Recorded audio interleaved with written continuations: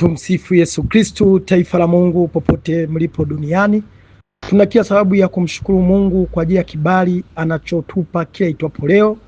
Anatupa pumzi, anatupa nguvu zake, anatupa uweza wake katika kuhimili maisha yetu kuanzia tulipozaliwa mpaka sasa tulipo.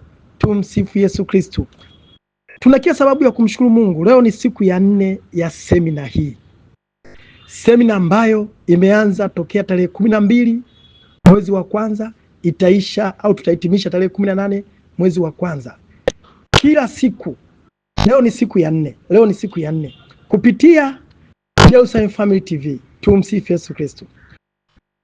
Ujumbe mkuu wa semina hii ni kuishi kwa imani ya kutenda mambo makuu.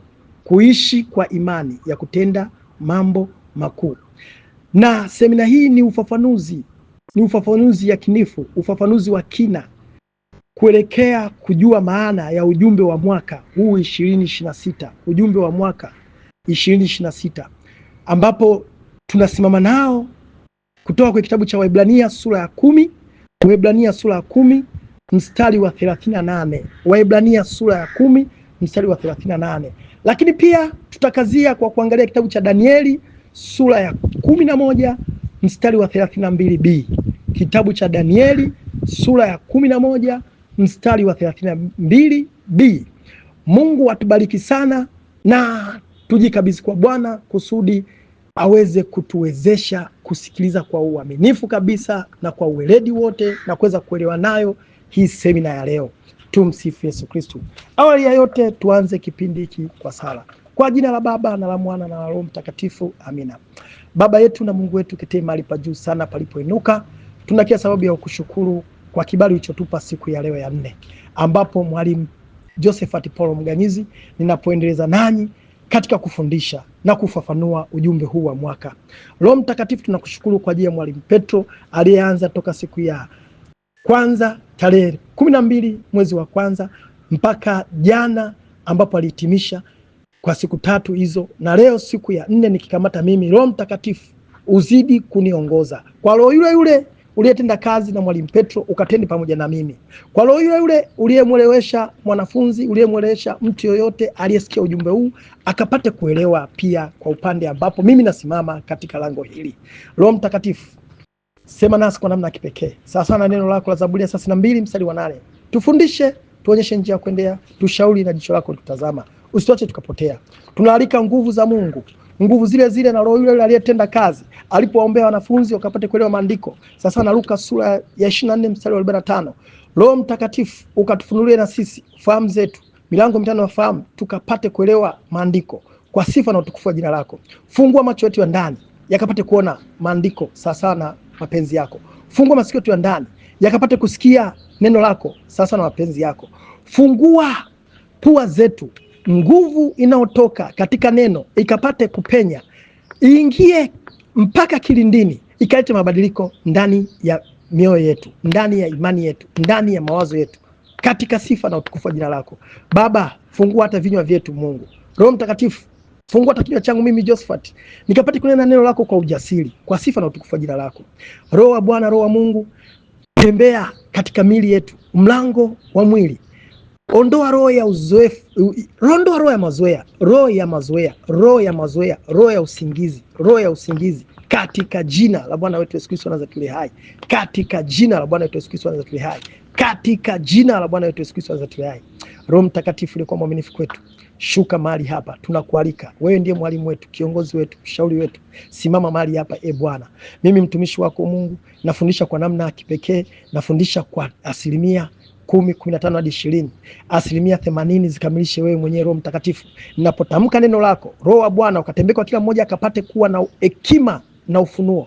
Roho wa hekima na ufunuo akamtembelee akapate kulielewa andiko lako. Kwa sifa na utukufu wa jina lako naomba na kushukuru na kuamini. Amina. Kwa jina la Baba na la Mwana na la Roho Mtakatifu. Amina. Tumsifu Yesu Kristo, wana wa Mungu. Tumsifu Yesu Kristo, wana wa Mungu. Damu ya Yesu itufunike, damu ya Yesu ituzingire pande zote za dunia. Iwe kaskazini, iwe kusini, iwe mashariki, iwe magharibi, iwe kwenye anga, kwenye ardhi, mpaka kuzimu, tukawe huru na tukafahamu ukweli na hiyo kweli katuweke huru kweli kweli, kwa sifa na utukufu wa jina lako. Tumsifu Yesu Kristo.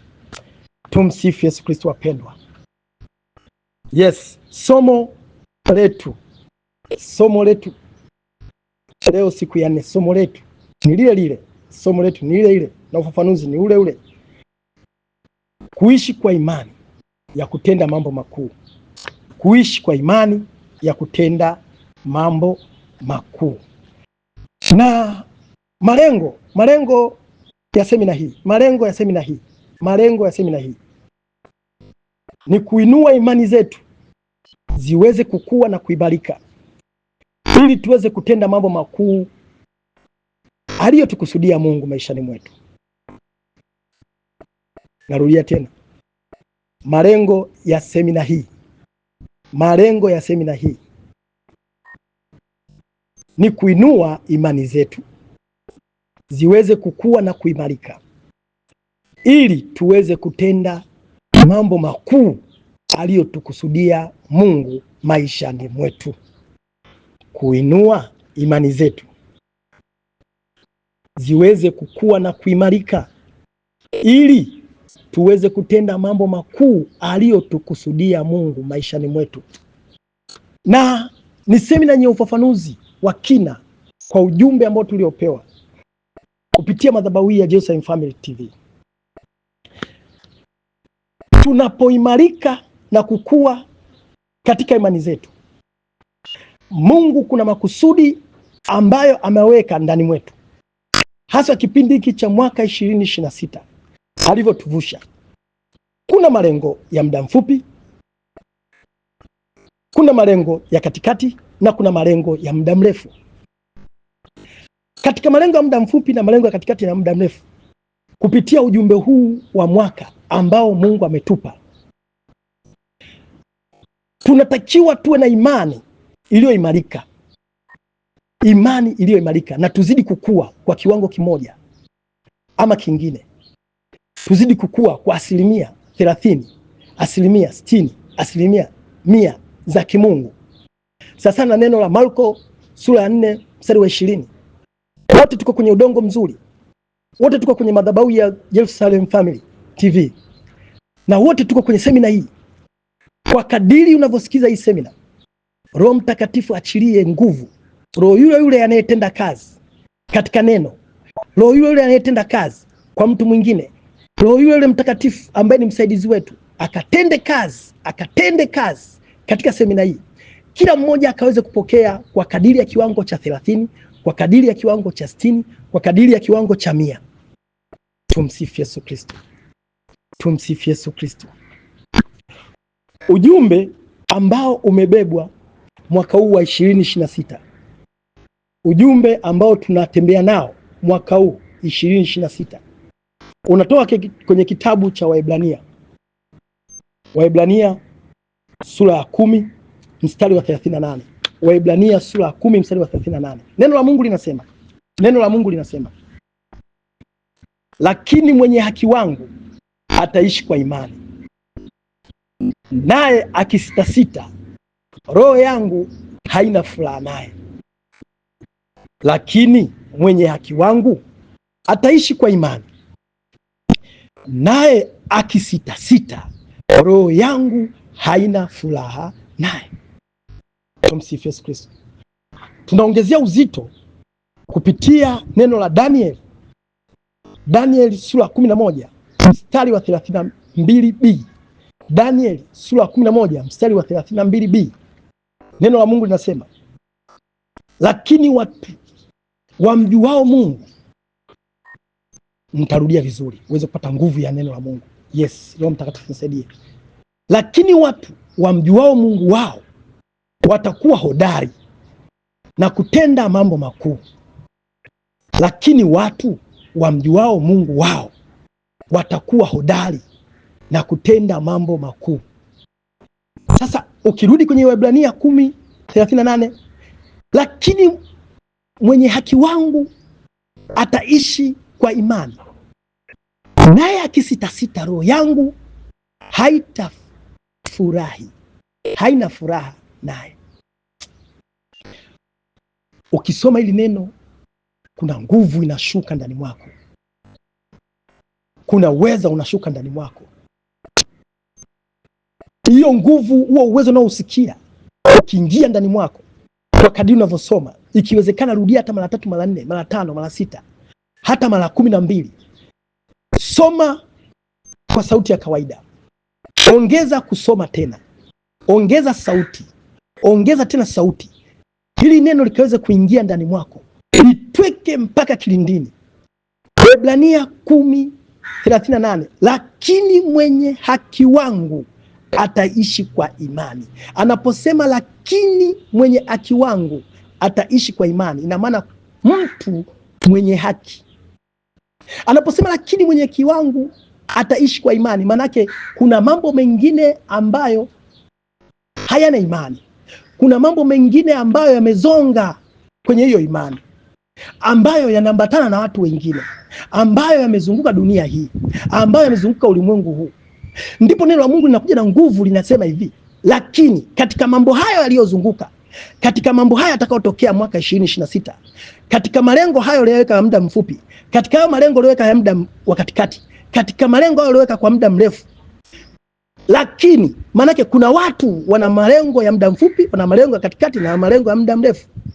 Japokuwa watu hao wapo, tuko nao pamoja, tunaishi nao katika ulimwengu huu, tunaishi nao kwenye familia, tunaishi nao kwenye fellowship, tunaishi nao kwenye madhabahu hii ya Jerusalem Family TV. Anasema lakini mwenye haki wangu, kuna mtu mmoja anakuwa na haki kwa Mungu, lakini mwenye haki wangu ataishi kwa imani, ataishi kwa imani. Yeyote anaishi kwa imani, huyo ndiyo mwenye haki wa Mungu. Naye akisitasita, huyu mtu ameshaambiwa kwamba ataishi kwa imani, lakini huyo mtu naye akisitasita, roho yangu haina furaha naye. Maanake Mungu anaeleza kabisa kupitia neno lake, roho yake Mungu haitakuwa na furaha na huyo mtu. Ni kweli umempa Yesu maisha, ni kweli umelisoma neno, ni kweli ujumbe umekufikia, ni kweli umefundishwa toka siku ya kwanza mpaka ya 3 kwamba umjue Bwana, umjue Mungu. Mwalimu amefundisha kwa kiwango kikubwa kabisa, Roho Mtakatifu amemtetea kabisa, amemtetea, amempigania na ameweza kufikisha huo ujumbe.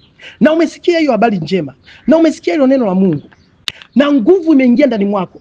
Bado anasema anaona kuna mashaka, kuna wasiwasi, watu wakiwatazama anaona bado ana mashaka, bado watu wanataka kwenda katika hali ile, bado watu wanataka kwenda katika hali ya mazoea. Sasa ndipo anapokuja anasema lakini mwenye haki wangu ataishi kwa imani. Maanake anakutenga nao watu. Wewe uliyekuwa mwanaki wa Mungu, unaishi kwa imani, bado ndani mwako ukawa na hali ya kusitasita, utaki kufanya mambo yatokee, utaki kufanya mambo makuu. Anasema roho yangu haina furaha naye, roho ya Bwana haina furaha naye. Maanake anakuamini na anakuona kabisa neno la Mungu limeingia ndani mwako, tayari umeshakuwa na nguvu ya uweza, tayari unaweza kufanya mambo yatokee. Anashangaa anapoona unakuwa na imani ya kusitasita, unaanza kusitasita, unaanza kurudi nyuma. Anasema hivi, roho yangu haina furaha naye. Nitaongeza mstari wa 39. Ninaongeza mstari wa 39 kwa ajili ya uelewa kiualimu zaidi. Naongeza mstari wa 39. Lakini sisi hatumo miongoni mwao wasitao na kupotea. Mungu kupitia neno lake anatuambia, anatutenga kabisa kupitia Jerusalem Family TV, kupitia ujumbe huu wa mwaka 2026, kupitia ufafanuzi huu, anasema hivi, lakini sisi hatumo miongoni mwao wasitao na kupotea. Kwa hiyo hao ambao hawana neno, hao ambao hawakai kwenye hilo neno, hao ambao hawana ujumbe wa mwaka, hao ambao wamekataa kusikiliza ufafanuzi, hao ambao wamekataa kupokea, anasema watapotea kwa sababu wamesita. Kwa hiyo lakini sisi hatumo miongoni mwao wasitao na kupotea, bali tumo miongoni mwa hao walio na imani ya kutuokoa roho zetu. Imani ya kutuokoa roho zetu. Neno la Bwana. Tumshukuru Mungu. Tumsifu Yesu Kristo. Ni ujumbe mzito, ni ujumbe wenye kutia nguvu, ni ujumbe wenye kutia moyo. Kila mmoja aweze kupokea kwa imani kila mmoja aweze kupokea kwa imani. Mungu anatuonya, Mungu anatutahadharisha, lakini mwenye haki wangu ataishi kwa imani. Tunatakiwa tuishi kwa imani, naye akisitasita, maana Mungu anatutazama mahali hapa, anatufundisha, anatuonyesha njia kuendea, anatushauri na jicho lake kutazama. Anatutazama mahali hapa, ile Zaburi ya 32 mstari wa 8. Anatutazama na anasikia kabisa unavyomsikiza mwalimu. Anasikia kabisa nguvu inavyoingia kupita kwenye hayo macho, nguvu inavyoingia kupita kwenye hayo masikio, nguvu inavyoingia unapolisoma ile neno la Mungu. Hebu lisome, lirudie, soma. Unaposoma linaingia kwa kupitia kinywa, nguvu inaingia kupitia kwenye hiyo pua zako, pumzi ya neno la Mungu inaingia ndani mwako. Inapoingia ndani mwako, Mungu anasema kwamba lakini mwenye haki wangu ataishi kwa imani. Kuanzia leo ishi kwa imani. Kama imani yako ilikuwa imetindikiwa, imepungukiwa, anza kuongeza nguvu kwa kusoma ile neno la Mungu, kwa kukaa na hili neno na kupata ufafanuzi wa hili neno vizuri ndani ya siku hizi 4 nazozimalizia Mwalimu Josephat Paulo. Kwa kibali cha Mungu, kwa kibali cha Mungu, nguvu ya Roho Mtakatifu ingie ndani mwako, ingie ndani mwako, ukapate kuanza kuishi kwa imani na kufanya mambo makuu na kutenda mambo makuu. Tumsifu Yesu Kristo. Tumsifu Yesu Kristo. Mwalimu amefundisha sana, na mimi narudia, kumjua Mungu ndiko kunakoleta mabadiliko. Kumjua Mungu ndiko kunakoleta uwezo wa kutenda mambo makuu. Kumjua Mungu ndiko kunakoleta uwezo wa kutenda mambo makuu. Sikiliza, huwezi kupata mema kama humjui Mungu. Huwezi kupata mema kama humjui Mungu. Na Ayubu ametuelezea katika kitabu cha Ayubu sura 22 mstari wa 21. Walimu ameelezea vizuri tu, na hata jana amehitimisha vizuri tu. Tumjue Mungu. Asara za kuto kumjua Mungu ni kubwa. Na ukitaka kunielewa vizuri, msingi umeshajengwa na Mwalimu Petro. Mimi nanyanyua tofali na kuwezeka. Msingi ameshaujenga Mwalimu Petro. Mimi nanyanyua tofali na kuwezeka. Ukitaka kuelewa vizuri, au kama msingi wako hujakaa imara, rudi kwenye somo la kwanza, siku ya kwanza, siku ya pili, siku ya tatu, alafu tuanze kunyanyua tofali kwa pamoja. Tumsifu Yesu Kristo. Nafasi bado ipo, nafasi bado ipo. Tuanze kunyanyua tofali kwa pamoja. Neno la Mungu liingie ndani mwetu kwa kiwango kikubwa. Kumjua Mungu ndiko kunakoleta uwezo wa kutenda mambo makuu. Huwezi kupata mema au huwezi kutenda mambo makuu kama umjui Mungu. Ayubu sura 22 mstari wa 21. Tumsifu Yesu Kristo. Katika mwendelezo wa semina hii na katika ufafanuzi wa ujumbe wa mwaka, mimi nitasimama na kanuni 3 za kumjua Mungu. Kanuni 3 kuu za kumjua Mungu. Kanuni 3. Inawezekana zipo nyingi sana, kanuni nyingi sana za kumjua Mungu, lakini mimi nataka nilete 3 tu. 3 tu zitakusogeza. Hizi kanuni 3 zitatusababisha au zitatusaidia kunyanyua tofali kwenda juu na kuwezeka. Tumsifu Yesu Kristo. Nitazitaja, lakini tutakuwa na ufafanuzi nazo katika siku hizi 4. Nitazifafanua vizuri tu. Kanuni 3 za kumjua Mungu. Kanuni 3 za kumjua Mungu. Kanuni ya kwanza.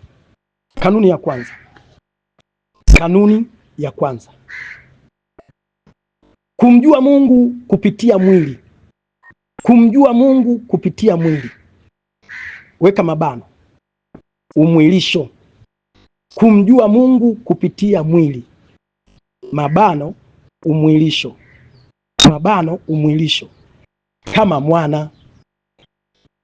Kumjua Mungu kupitia mwili. Mabano umwilisho kama mwana. Narudia tena kwa wale wanaoandika. Kumjua Mungu kupitia mwili. Mabano umwilisho kama mwana. Na tutatembea sana katika kitabu cha Injili ya Yohane sura ya kwanza. Injili ya Yohane sura ya kwanza mstari wa kwanza mpaka wa 14. Mstari wa kwanza mpaka wa 14. Lakini andiko ambalo linatupa maana katika kanuni ya kwanza, Injili ya Yohane sura ya kwanza mstari wa 14. Lakini unaruhusiwa kusoma yote. Andika Injili ya Yohane sura ya kwanza mstari wa 14. Kumjua Mungu kupitia mwili, mabano umwilisho kama mwana. Injili ya Yohane sura ya kwanza mstari wa 14. Lakini soma kuanzia mstari wa kwanza mpaka 14 kupata maana. Unapojenga msingi. Tuna cement kwenye msingi. Tukianza kunyanyua tofali uweze kuelewa. Tumsifu Yesu Kristo. Kanuni ya pili ambayo nitafundisha, kanuni ya pili nitakayofundisha ndani ya siku hizi 4, kanuni ya pili nitakayofundisha, kumjua Mungu kupitia njia ya Roho Mtakatifu, au kumjua Mungu kupitia Roho Mtakatifu. Kumjua Mungu kupitia Roho Mtakatifu. Kanuni ya pili, kumjua Mungu kupitia Roho Mtakatifu au njia ya Roho Mtakatifu. Injili ya Yohane sura ya 16 mstari wa 8. Injili ya Yohane sura ya 16 mstari wa 8. Tuna cement, tunamwaga zege kwenye msingi aliyoweka Mwalimu Petro. Tunamwaga zege, tukianza kunyanyua tofali tunaezeka. Amina, mpaka kuezeka. Kanuni ya pili, kumjua Mungu kupitia njia ya Roho Mtakatifu. Injili ya Yohane sura 16 mstari wa 8. Kanuni ya tatu, kumjua Mungu kupitia ukweli. Kumjua Mungu kupitia ukweli. Weka mkato au stroke, neno.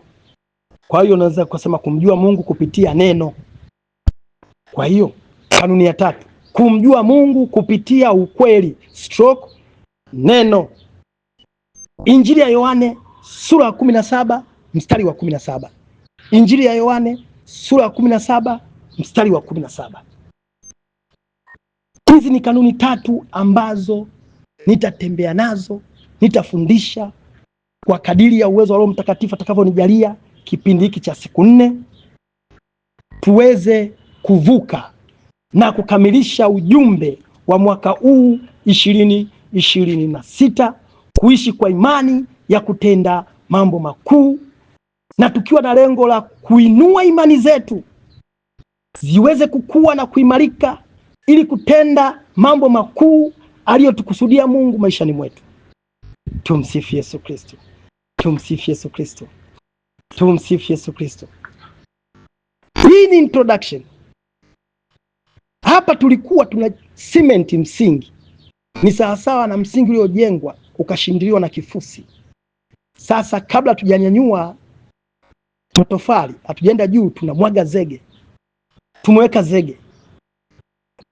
Tumeweka zege. Hakikisha mwana wa Mungu unasoma hayo maandiko. Hakikisha unakaa kwenye huo ujumbe, ili mwalimu nitakapofundisha kwa kiwango cha 20%, 15%, 10%, lakini Roho Mtakatifu awe na connection na wewe. Yale maandiko tukinapoyasoma, Roho wa Mungu awe mwalimu, Roho wa Mungu akufundishe. Ni wakati mwalimu nafundisha na wewe Mungu anakufundisha, Roho Mtakatifu anakufundisha. Na semina hii ni ya kiualimu zaidi. Ndio maana nimetanguliza hizo kanuni tatu, uweze kujua mahali tunapoelekea, uweze kujua nyumba yetu ilivyokuwa kubwa, na tunapomwaga zege hili, tunapoanza kunyanyua tofali, basi uweze kujua au uweze kuomba Roho Mtakatifu akupe bajeti, akupe uwezo wa kuvumilia kwenye semina hii mpaka tutapohitimisha na kuezeka. Amina watu wa Mungu. Amina watu wa Mungu. Sasa basi, kwa kuwa nimeweka utangulizi huo na kuweka zege, wakati tukielekea kunyanyua tofali, tukiendelea kutoa ufafanuzi wa ujumbe wa mwaka, na tunapoambiwa tumjue Mungu. Tumsifu Yesu Kristo. Narudi kwa kukumbusha, kwa kutoa maelekezo au kwa ufafanuzi zaidi katika kuelekea kunyanyua hizo tofali, ili tuweze kujua imani tuliyokuwa nayo, kiwango cha imani tuliyokuwa nacho. Tuwe tunaona kabisa kwa kadiri tunavyosogea. Leo siku ya 4, tutakapoingia siku ya 5, nimeongezeka. Siku ya 6 unaongezeka. Siku ya 7 umeongezeka. Tunapoezeka kabisa, basi tuwe tumefikia kiwango 98%. 98%. Kwa kuwa utakuwa umeshakuwa connected kwa Roho Mtakatifu ambaye ni mwalimu wetu. Mwalimu ninapofundisha na Roho Mtakatifu anakufundisha. mwalimu, napotoa ile roho ya ufunuo, roho ya hekima iliyokuwa ndani mwangu, na Roho Mtakatifu anakupa roho ya hekima iliyokuwa ndani, iliyokuwa pure kabisa kutoka kwenye hilo neno. Kwa sababu gani? Mazingira tunayoishi hayafanani, changamoto za kidunia hazifanani. Huu ujumbe umeshuka, lakini eneo uliokuwa nalo linahitaji imani kubwa. Changamoto ya mtu mwingine inahitaji imani kubwa, zinatofautiana. Kwa hiyo Mungu atashusha kwa kadiri ya imani yako uliyoiandaa ndani ya moyo wako. Tumsifu Yesu Kristo. Tumsifu Yesu Kristo. Basi kwa sababu ya hayo, naomba twende moja kwa moja kwenye neno la Waebrania sura ya 11 mstari wa kwanza. Waebrania sura ya 11 mstari wa kwanza na wa sita. Waebrania sura ya 11 mstari wa kwanza na wa sita. Neno la Mungu linasema hivi: basi imani ni kuwa na hakika ya mambo yatarajiwayo, ni bayana ya mambo yasiyoonekana. 2026. Imani ni kuwa na hakika ya mambo yatarajiwayo. Mambo yatarajiwayo, tunatarajia mambo mengi 2026, mambo yatarajiwayo. Biblia haikuyataja, ni mambo yatarajiwayo. Semina yetu tunasema mambo makuu, mambo makuu, mambo makuu aliyotukusudia Mungu maishani mwetu. Kwa hiyo tunapokuwa na imani, Waebrania inatuambia basi imani ni kuwa na hakika, kuwa na hakika pasipo na mashaka yoyote, pasipo na wasiwasi yoyote, ya mambo makuu yatarajiwayo. Ni bayana ya mambo yasiyoonekana. Hayaonekani waziwazi, lakini tayari yako bayana mkononi mwako. Tayari neno limeshashuka mkononi mwako. Tayari ujumbe wa Mungu umeshashuka mkononi mwako. Kwa hiyo tunatakiwa tuwe na imani tu. Sasa imani gani? Tuistue hiyo imani, iongezeke. Tuanze kuona kwamba kuna mambo yaliyokuwa ya hakika tunayoyatarajia 2026 na ambayo yako bayana yasiyoonekana, lakini tunabidi tuyavute kwa imani ya kutenda mambo makuu yaweze kuonekana.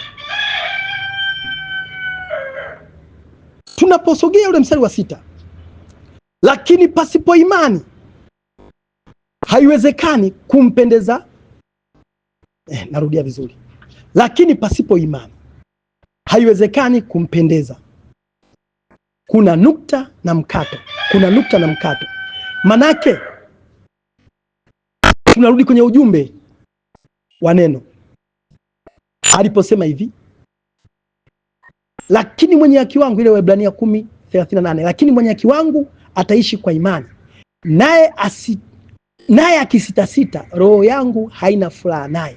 Kwa hiyo hii Waebrania 10:38 ufafanuzi wake na unakuja kwenye Waebrania 11 mstari wa 6. Tunapoanzia mstari wa kwanza na mstari wa 6. Sasa mstari wa 6 anasema hivi, lakini pasipo imani. Maana yake huyu mtu tayari ana sita. Huyu mtu tayari ana sita. Lakini pasipo imani haiwezekani kumpendeza. Kumpendeza nani? Mungu. Kwa nini? Maana yake hujamjua Mungu aliyekutumia hilo neno. Hujamjua Mungu aliyetuma neno hili kwa madhabahu hii. Hujamjua Mungu aliyetuma ujumbe huu. Sasa na ile Zaburi ya 107 mstari wa 20, ulituma neno lake utuponya kutoka kwenye maangamizi. Tuna maangamizi mengi. Sasa tunatakiwa tuokolewe. Anasema lakini pasipo imani haiwezekani kumpendeza nani? Mungu. Kwa maana mtu amwendeaye Mungu ni mimi na wewe tunapoomba, ni mimi na wewe tunapotaka kutenda mambo makuu. Kwa hiyo kwa maana mtu amwendeaye Mungu lazima aamini kwamba yeye yuko nani? Mungu ndiye anayetenda, sio kitu kingine. Mungu ndiye anayetenda. Sasa Mungu leo hii ametutumia neno. Ametutumia neno. Ndio tunapokwenda kuzijua zile kanuni. Tunapokwenda kuzijua zile kanuni. Kanuni ya kwanza kumjua Mungu kupitia mwili, mabano mwilisho kama mwana. Kanuni ya pili kumjua Mungu kupitia njia ya Roho Mtakatifu. Kanuni ya tatu kumjua Mungu kupitia ukweli, stroke neno. Anaposema, ina maana hapa ndio kanuni tatu tunapotaka tucheze nazo hapo. Anaposemaje? Anposema hivi, kwa maana mtu amwendeaye Mungu lazima amwamini kwamba yeye yuko. Zile kanuni tatu zinakaa hapo. Kanuni tatu zinakaa hapo. Na kwamba huwapa thawabu wale wamtafutao. Mwaka huu 2026 tutatembea na kanuni tatu hizi za Mungu. Kwa ufafanuzi wa neno hili, hakuna atakayebaki nyuma. Ningesikia mtu mmoja anasema amina, au ningeona mtu mmoja kasha comment hapo amina. Tumsifu Yesu Kristo. Manake na iwe hivyo. Tumsifu Yesu Kristo. Na wasomea, najenga msingi uweze kuona kwamba wapi ili hizi kanuni zinakaa. Mstari wa 6 anasema hivi, lakini pasipo imani haiwezekani kumpendeza Mungu. Kwa maana mtu amwendeaye Mungu lazima aamini kwamba yeye yuko. Sasa utaaminije? Ni kumjua Mungu. Unamjuaje? Kwa kupitia kanuni hizi 3. Lazima tumjue Mungu yupo kwa kupitia kanuni hizi 3. Na kwamba huwapa thawabu wale wamtafutao. Kwa hiyo thawabu ni nini? Ni majibu, ni matokeo, ni ushindi kwa wale wanaomtafuta. Tumsifu Yesu Kristo. Twende kitabu cha Warumi sura 10. Warumi. Yes. Warumi sura 10. Tutaanza mstari wa 16 na 17. Warumi sura 10 mstari wa 16 na 17. Warumi sura 10 mstari wa 16 na 17. Neno la Mungu linasema, lakini si wote waliotii ile habari njema. Kwa maana Isaya asema, Bwana, ni nani aliyeziamini habari zetu? Mstari wa 16 unasema hivi, kiwalimu unasema hivi. Mstari wa 16 mstari wa 16, Warumi sura 16, kiwalimu unasema hivi, lakini si wote walioitii ile habari njema. Manake si wote waliopokea huo ujumbe wa mwaka 2026. Habari njema imeletwa na mwalimu ameanza kuleta ufafanuzi tokea siku ya kwanza mpaka ya 3. Lakini bado kuna watu wanaonekana, ndio maana kuna neno lakini, si wote waliotii ile habari njema. Kwa maana Isaya asema, Bwana, ni nani aliyeziamini habari zetu? Inawezekana ujumbe umeletwa, ulivyoletwa Mwalimu Petro akautangaza, na alivyotangaza na akazidi kufundisha kwa kufafanua. Leo hii tunaona kuna Mwalimu Josephat anasimama mahali hapa, bado mtu ana mashaka, bado mtu anaamini. Ndio neno la Mungu linasema, Warumi sura 10 mstari wa 16, lakini si wote waliotii ile habari njema. Inawezekana mara hii nafundisha, lakini hakuna mtu mtii, hakuna mtu anayefuatilia, ila kinyume chake kwa yule anayefuatilia maana yake anapokea. Kwa maana Isaya asema, Bwana, ni nani aliyeziamini habari hizi? Leo hii anasikia Mwalimu Josephat anafundisha sasa, Mwalimu Josephat anafundisha kitu gani? Tumsifu Yesu Kristo. Sikiliza, imani bila matendo imekufa. Wewe sikiliza na kufuata maelekezo, ingiza matendo. Anayetenda ni wewe, sio mimi. Alafu uone kama Mungu atofanya. Mwalimu Petro amefundisha siku ya kwanza mpaka ya 3. Ingiza kwenye matendo alafu uone kama Mungu atofanya. Kwa sababu anayetenda ni wewe, sio Mwalimu Petro. Anayefanya ni wewe, sio Mwalimu Petro. Sasa kwa kuwa ukiingiza imani ya matendo, na Mungu ndiye awezeshaye, Mungu ndiye apandaye, na ndiye anayemwagilizia, na ndiye anayekuza. Tumsifu Yesu Kristo. Tumsifu Yesu Kristo. Mstari wa 17. Basi imani mkato chanzo chake ni kusikia. Basi imani mkato chanzo chake ni kusikia. Je, wewe umesikia nini? Umesikia ujumbe wa mwaka? Umesikia habari njema? Jenga imani. Imani chanzo chake ni kusikia, na kusikia huja kwa neno la Kristo. Kusikia huja kwa neno la Kristo. Umesikia habari ipi kuhusu mwaka 2026? Umesikia ujumbe gani katika mwaka huu madhabahu ya Jerusalem Family TV? Tumesikia habari ya Waebrania sura ya 10 mstari wa 38. Huo ujumbe unasemaje? Unasema, lakini mwenye haki wangu ataishi kwa imani, naye akisitasita, roho yangu haina furaha naye. Tukaongeza mstari wa 39, lakini sisi hatumo miongoni mwa hao wasitao na kupotea, bali tumo miongoni mwa hao walio na imani ya kutuokoa roho zetu. Tumsifu Yesu Kristo. Huo ujumbe tumeusikia na tumeupokea. Kama tumeusikia na kupokea, sasa Warumi 10:17 inasisitiza na inagonga nyundo kabisa. Basi imani chanzo chake ni kusikia. Kama umesikia huo ujumbe na kusikia huja kwa neno la Kristo, je, neno lipo katika huo ujumbe? lipo. Ndio maana tuko mahali hapa kwa ajili ya ufafanuzi. Semina hii ni kwa ajili ya ufafanuzi. Tumsifu Yesu Kristo. Tumsifu Yesu Kristo. Kuna mwalimu wangu mmoja nampenda sana, ni mwalimu wangu pacha, anakaa jimbo la Arusha. Nadhani mwalimu Petro atakuwa namjua. Yule mwalimu huwa anasema tunarudi sasa kwenye eneo la Bible study, tunaanza kujifunza, na kipengele hichi naomba tujifunze kidogo. Tunapohitimisha ile zege, kesho tuanze kunyanyua tofali. Tumsifu Yesu Kristo. Naomba tuingie kwenye Bible study. Mwalimu wangu mmoja huyu anasema Bible study. Bible study yenyewe iko hivi. Bible study yenyewe iko hivi. Naomba uelewe hapo. Hiyo Ibrania sura 11 mstari wa kwanza.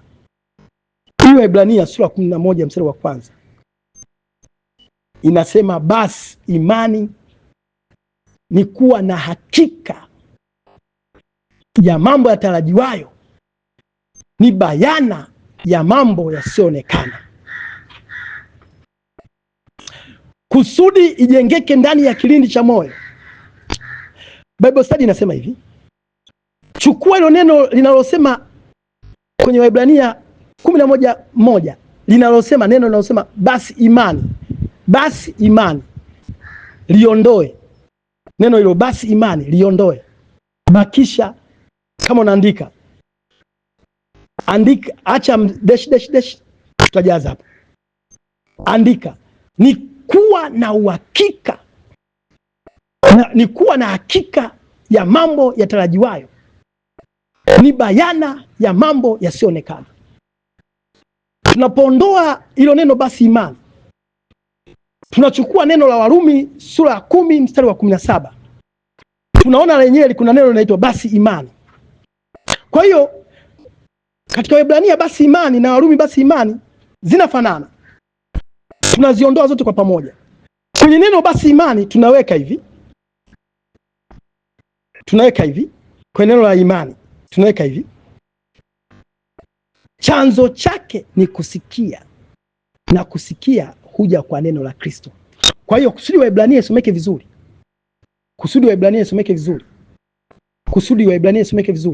Lile neno basi imani tuliloliondoa katika Waebrania tunaweka ile Warumi sura 10 mstari wa 17. Yote tunaibandika pale. Kwa hiyo kama tukibandika pale, Warumi sura 10 mstari wa 17 unasema hivi, basi imani chanzo chake ni kusikia, na kusikia huja kwa neno la Kristo. Unapofuatilia kuna kitu hapo tumekiondoa. Kwenye Waebrania tumeondoa basi imani. Tumeweka nini? Warumi sura 10 mstari wa 17. Maana yake nini? Tumechukua Warumi sura 10 mstari wa 17, tumejumlisha na Waebrania sura 11 mstari wa kwanza. Lakini katika Waebrania sura 11 mstari wa kwanza tumetoa neno basi imani. Kwa hiyo tunaunganisha. Tukishaunganisha inatakiwa someke hivi. Waebrania sura 11 mstari wa kwanza inatakiwa someke hivi. Kwenye mabano hiyo ni Warumi sura 10 mstari wa 17. Kwenye mabano watu inasomeka hivi, basi imani chanzo chake ni kusikia, na kusikia huja kwa neno la Kristo. Maana yake ile basi imani imeshibishwa na Waebrania na Warumi sura 10 mstari wa 17. Neno basi imani chanzo chake ni kusikia. Kusikia huja kwa neno la Kristo. Kwenye mabano hayo sasa, tukiendelea tunasema hivi, ni kuwa na uhakika. Kwa hiyo unapokuwa na imani, umeisikia na imekuja kwa chanzo cha Kristo, ndio tunajazia Waebrania 11. Ni kuwa na imani na hakika ya mambo yatarajiwayo, ni bayana na yasionekana. Ni bayana na yasionekana. Tumsifu Yesu Kristo. Ni Waebrania 11:1 tunaisoma hivi, tukijumlisha na ile Warumi sura 10 mstari wa 17. Basi imani chanzo chake ni kusikia, na kusikia huja kwa neno la Kristo. Ni kuwa na uhakika, ni kuwa na hakika ya mambo yatarajiwayo, ni bayana ya mambo yasiyoonekana. Kwa hiyo ukichukua Warumi sura ya 10 mstari wa 17 ukijumlisha na Waebrania sura ya 11 mstari wa kwanza unapata kitu kinachoitwa imani iliyokamilika, isiyokuwa na upungufu, imani iliyokuwa na neno ndani mwake, imani iliyokuwa na vuvio wa Roho Mtakatifu, imani yenye mwili. Kanuni tatu hizi za kumjua Mungu kupitia mwili, kwa sababu neno akatoa mwili akakaa kwetu. Neno gani? La imani litwae mwili kaa kwetu. Likikaa kwetu, Roho Mtakatifu anatufafanulia. Baada ya kufafanulia, neno linaimarika. Neno gani imeimarika? Neno la imani tunatumia nalo ni wa Ebrania sura ya 10 mstari wa 38. Kwa hiyo hizi kanuni tatu zimetimia hapo. Kanuni tatu zimetimia. Kumjua Mungu kupitia mwili. Neno akatoa mwili, inabidi neno atoe mwili. Neno akae kwako, aingie kwako, alete matokeo, imani ijengeke, imarike. Na lengo limesema hivi. Malengo yanasema hivi. Lengo linasema hivi, kuinua imani zetu ziweze kukua na kuimarika, ili kutenda mambo makuu aliyotukusudia Mungu maishani mwetu. Tumsifu Yesu Kristo. Kupitia kanuni hizi tatu, kumjua Mungu kupitia mwili. Tumsifu Yesu Kristo. Mwili akatoa neno, akatoa nini? Akatoa mwili. Kwa hiyo neno la Mungu litoe mwili. Neno la Mungu litoe mwili wako. Litoe mwili wako. Roho Mtakatifu, kanuni ya pili. Kumjua Mungu kupitia Roho Mtakatifu. Roho Mtakatifu aingie ndani mwako. Namba 3, kumjua Mungu kupitia ukweli. Yaani ule ukweli utakaofunuliwa kupitia neno. Neno likishaingia ndani mwetu, Roho Mtakatifu akaingia ndani mwetu na neno likakaa ndani mwetu. Yohana, Injili ya Yohana 17:17, uwatakase kwa ile kweli. Kweli neno lako. Kweli neno linatutakasa sasa, linatutakasa. 20:26 tunakuwa tumetakasika. Mwalimu Petro akafundisha kwamba Musa aling'aa sura. Hata wewe neno likiingia ndani mwako kwa wingi, mwili unabadilika, sura inabadilika, unakuwa na mng'ao wa kimungu. Kila mtu akikuona anasema hakika huyu ni mwana wa Mungu. Kila mtu akikusikiliza anasema hakika huyu ana neno la Mungu. Tumsifu Yesu Kristo. Kwa hiyo hizi kanuni tatu ni za muhimu sana. Tumsifu Yesu Kristo, watu wa Mungu. Kanuni tatu ni za muhimu sana. Hizi kanuni tatu ni za muhimu sana. Tumejenga msingi kuanzia siku ya kwanza mpaka ya 3. Mwalimu amenipa kibali niweke zege kwenye huo msingi siku ya 4. Siku 3 zilizobaki ni za kupandisha matofali. Kupandisha matofali ni rahisi sana. Yes. Tunashangaa tu, nyumba ishanyanyuka, watu wameweka nini? Kenchi, wamepiga mabati. Tumsifu Yesu Kristo. Roho Mtakatifu atupe roho wa hekima na wa ufunuo. Roho Mtakatifu atupe roho wa hekima na ufunuo. Haya maandiko niliyoyataja, usije ukakaa nayo kimya. Usije ukakaa nayo kimya, yatendee kazi. Yasome kwa sauti. Ingia chumbani, kaa kwenye chumba chako cha siri, soma hayo maandiko hata mara 10. Ongeza spidi, ongeza sauti, ongeza sauti, ongeza sauti. Yataingia ndani mwako. Yakiingia ndani mwako, kanuni 3 zitaumbika.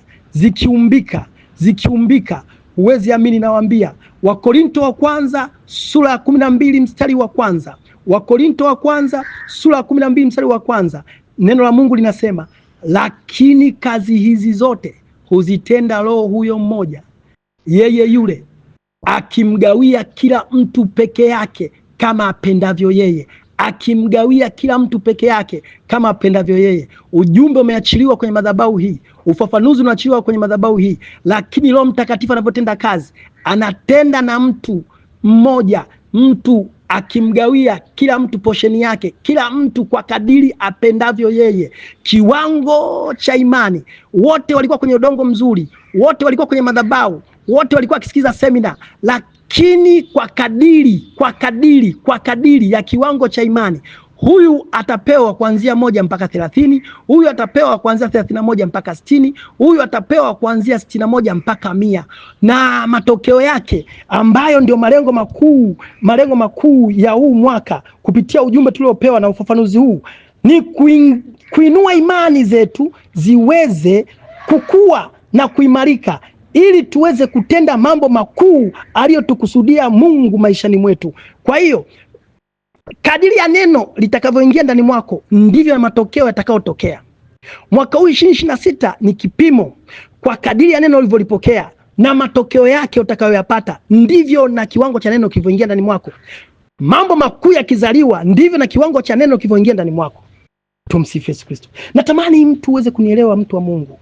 Natamani uweze kunielewa. Natamani uweze kunielewa.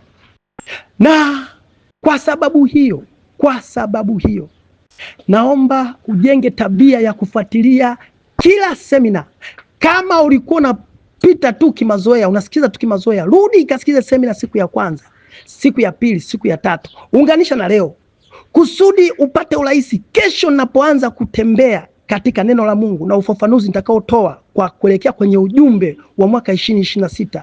Basi Roho Mtakatifu akapate kukufundisha kulingana na mazingira uliyokuwa nayo. Tunatofautiana ofisi zetu, tunatofautiana changamoto za ndoa, tunatofautiana changamoto za watoto, tunatofautiana vipato, tunatofautiana imani.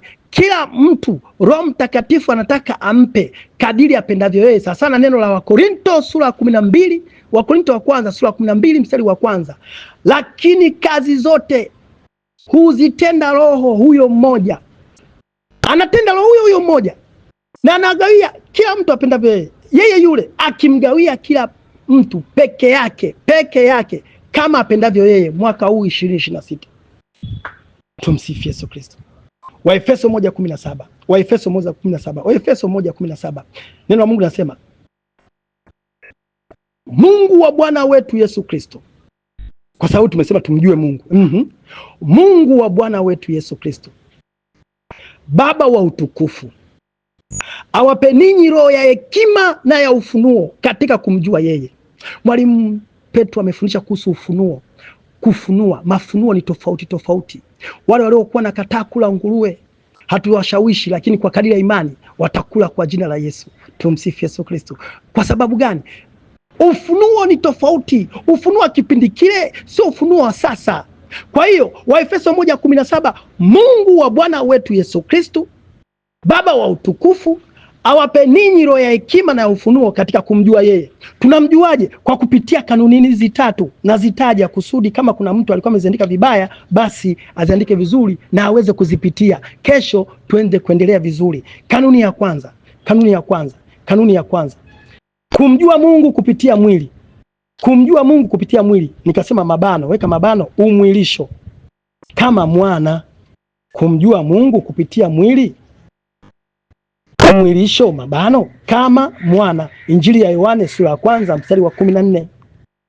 Kanuni ya pili. Kumjua Mungu kupitia Roho Mtakatifu au kupitia njia ya Roho Mtakatifu. Kumjua Mungu kupitia Roho Mtakatifu au unaweza kusema kumjua Mungu kupitia njia ya Roho Mtakatifu. Injili ya Yohane sura ya 16 mstari wa 8. Kanuni ya tatu. Kumjua Mungu kupitia ukweli. Kupitia nini? Ukweli. Neno. Injili ya Yohane sura ya 17 mstari wa 17. Uwatakase kwa ile kweli. Kweli ndiyo neno lako. Tumsifu Yesu Kristo. Hebu tuombe. Tuingie kwenye maombi, tukijikabidhi kwa Roho Mtakatifu, tukijikabidhi kwa Mungu aweze kutupa ile roho ya hekima na ya ufunuo katika kumjua yeye, kumjua Bwana. Mwalimu Petro amefundisha sana kumjua Bwana. Tamani kumjua Mungu, roho ya hekima na ufunuo katika kumjua yeye. Baba, katika jina la Bwana wetu Yesu Kristo Nazareti yule hai, shuka mahali hapa kupitia madhabahu hii ya Jerusalem Family TV. Popote alipo msikilizaji, popote alipo mwana wako, popote alipo mtumishi wa Mungu anaposikiza neno lako, popote alipoandika neno lako, roho ya hekima na roho ya ufunuo kupitia neno lako la Waefeso sura ya kwanza mstari wa 17. Mungu wa Bwana wetu Yesu Kristo, Baba wa utukufu, awape ninyi roho ya hekima na ya ufunuo katika kumjua yeye. Roho wa Mungu, roho wa Bwana, tupe roho ya hekima. Tembelea baba yule, mama yule, tembelea kaka yule, dada yule, tembelea mjomba yule, shangazi yule, tembelea bibi yule, babu yule, tembelea mtoto yule, tembelea kijana yule, katika jina la Bwana wetu Yesu Kristo Nazareti hai. Katika jina la Bwana wetu Yesu Kristo Nazareti hai. Omba roho ya hekima, omba roho ya hekima, omba roho ya hekima, omba roho ya hekima. Hata kama uwezi kuomba, sema katika jina la Bwana wetu Yesu Kristo Nazareti hai. Katika jina la Bwana wetu Yesu Kristo Nazareti hai. Mungu achilia hekima yako, Mungu achilia hekima yako, Mungu achilia hekima yako, Mungu achilia hekima yako. Fungua kila aina ya kifungo kifungo kilichofungwa kwenye ufahamu wangu. Fungua kila aina ya kifungo kilichofungwa katika ufahamu wangu, katika jina la Bwana wetu Yesu Kristo Nazareti aliye hai, katika jina la Bwana wetu Yesu Kristo Nazareti aliye hai, katika jina la Bwana wetu Yesu Kristo Nazareti aliye hai. Roho wa hekima na ufunuo, roho wa hekima na ufunuo kupitia neno lako la Efeso sura ya 1 mstari wa 17 ukaingie ndani mwangu, katika jina la Bwana wetu Yesu Kristo Nazareti aliye hai. Achilia roho wa hekima, achilia roho wa ufunuo, achilia roho wa hekima, achilia roho wa ufunuo kwa kila mmoja mmoja. Baba, nakualika mahali hapa kupitia semina hii, kupitia madhabahu hii, achilia roho wako pande zote za dunia, roho wa hekima, roho wa ufunuo, pande ya kaskazini, pande ya kusini, pande ya mashariki, pande ya magharibi, kwenye anga, kwenye ardhi, mpaka kuzimu. Roho wa ufunuo katika kukujua wewe, roho wa ufunuo katika kumjua Bwana, roho wa ufunuo na hekima, roho wa ufunuo na hekima, katika jina la Bwana wetu Yesu Kristo Nazareti. Fungua milango mitano ya fahamu, fungua milango mitano ya fahamu, fungua macho yetu ya ndani yakapate kuona sawa sawa na neno lako. Fungua macho yetu ya ndani, Roho Mtakatifu, tunaposoma neno lako tukapate kuona siri zilizokuwa kwenye neno lako. Fungua masikio yetu ya ndani akapate kusikia neno lako. Fungua masikio yetu ya ndani akapate kusikia ujumbe unaotolewa katika madhabahu hii, ujumbe uliotolewa katika madhabahu hii na ufafanuzi. Roho wa Mungu, fungua hayo masikio, chochote kilichozuia, chochote kinachozuia. Sasa neno lako la Korinto wa pili sura ya 10 mstari wa 3 hadi wa 5, chochote kilichoinuka katika elimu ya Mungu, zuio lolote lililoinuka, tunalikataa, tunalibomoa. Ngome yoyote inayozuia huyu mwanafunzi, huyu mhudumu, huyu mtu, huyu mtumishi wa Mungu, huyu mpendwa asiweze kuelewa, kwa jina la Yesu na kwa damu ya Yesu, kwa jina la Yesu, kwa damu ya Yesu, fungua huo ufahamu, fungua huo ufahamu, fungua huo ufahamu, fungua hayo masikio, fungua hayo masikio akapate kusikia neno lako sawa sawa. Baba, fungua hizo pua, fungua hizo pua. Kuna watu wana changamoto ya asthma, kuna watu wana changamoto ya kuvuta pumzi, kuna watu wana changamoto ya vifafa. Baba, neno lako ni pumzi iliyo hai. Kila neno lenye pumzi ya Bwana linafaa kwa fundisho. Pumzi ya Mungu ikapenye kwenye hiyo pua, ikafungua hizo pua, ikafungua hizo pua, ikafungua ufahamu, mlango wa fahamu kupitia kwenye pua. Pumzi ya neno lako ikaingie ndani mwako, kwa jina la Yesu, kwa damu ya Yesu. Fungua huyo mtu aliyefungwa, kwa jina la Yesu, kwa damu ya Yesu, kwa jina la Yesu, kwa damu ya Yesu, kwa jina la Yesu, kwa damu ya Yesu, kwa jina la Yesu, kwa damu ya Yesu. Neno lako likaingie kwenye kinywa cha mtumishi, kwa kadiri anavyoliimba, kwa kadiri anavyolitamka, kwa kadiri anavyokuabudu, kwa kadiri anavyonyenyekea magotini mwako. Roho wa Mungu, neno lako likapenye kwenye hicho kinywa, akaweza kulitamka kwa ufasaha, akaweza kulitamka kwa umakini, akaweza kutamka kwa uweza wako. Roho Mtakatifu, unayeweka mgojezi ndani ya kinywa chetu, weka chujio, weka chujio. Hakuna neno lililokuwa kinyume na Mungu litakaoingia kwenye kinywa chake, kwa jina la Yesu, kwa damu ya Yesu. Sasa na Zaburi ya 141 mstari wa 3, Roho Mtakatifu, weka mgojezi ndani ya vinywa vyetu, weka mgojezi ndani ya vinywa vyetu. Pasiingie neno lolote lenye kuondoa imani, pasiingie neno lolote lenye kuweka mioyo ya kusitasita ndani mwetu, kwa jina la Yesu na kwa damu ya Yesu, kwa jina la Yesu, kwa damu ya Yesu. Neno la Mungu likatwekwe mpaka kilindini, likatwekwe mpaka kilindini, kwa jina la Yesu, kwa damu ya Yesu. Roho Mtakatifu, anzia kwenye unyayo mpaka utosini, mwili wetu ukapate kuwa huru, mwili wetu ukapate kuwa huru. Tumesikia katika Injili ya Yohane sura ya 1 mstari wa 14, naye neno akatoa mwili, naye neno akatoa mwili akakaa kwetu, tukauona utukufu wake. Baba, kuanzia kwenye unyayo mpaka utosini tukafunguliwe roho za mazoea, roho za usingizi, roho za kutosoma neno la Mungu, katika jina la Bwana wetu Yesu Kristo. Roho za kulala, roho za kulala, roho za kulala, roho za shughuli nyingi, roho za kuahirisha hazitokuwepo, kwa jina la Yesu, kwa damu ya Yesu, kwa jina la Yesu, kwa damu ya Yesu. Mwaka huu 2026, roho za usingizi, roho za kutokufanya kazi, roho za uvivu hazitokuingia kwenye mwili wetu, kwa jina la Yesu na kwa damu ya Yesu. Asante Roho Mtakatifu, Roho mwaminifu, asante Roho wa Bwana. Ni katika jina lipitalo majina yote ndio maana kushukuru na kuamini. Amina. Kwa jina la Baba na la Mwana na Roho Mtakatifu. Amina. Tumsifu Yesu Kristo na Mungu. Mungu abariki sana. Tukutane kesho, siku ya 5 ya semina yetu. Kikubwa ni kupitia neno, kikubwa ni kujiachilia kwa Roho Mtakatifu ili tumjue Bwana, ili tumjue Mungu, ili tulijue neno. Kanuni hizi 3 kila moja zikae kwenye mindset yake, zikae kwenye ufahamu. Tumsifu Yesu Kristo. Mungu abariki. Tukutane kesho.